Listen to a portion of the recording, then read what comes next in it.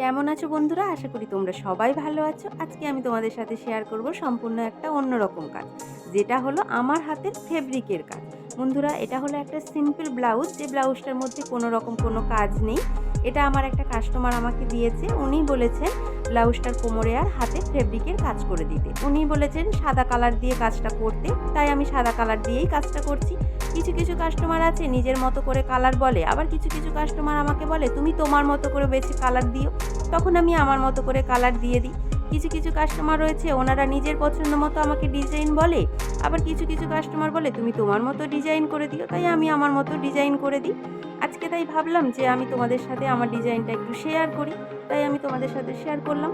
আমার ডিজাইনটা কেমন হয়েছে, আমার হাতের কাজটা কেমন, তোমরা অবশ্যই আমাকে কমেন্ট করে জানিও। আর যদি তোমাদের ভালো লেগে থাকে তাহলে অবশ্যই আমার চ্যানেলটিকে সাবস্ক্রাইব করো, আমার পাশে থেকো। চলো তাহলে বন্ধুরা, আজকের মতো টাটা।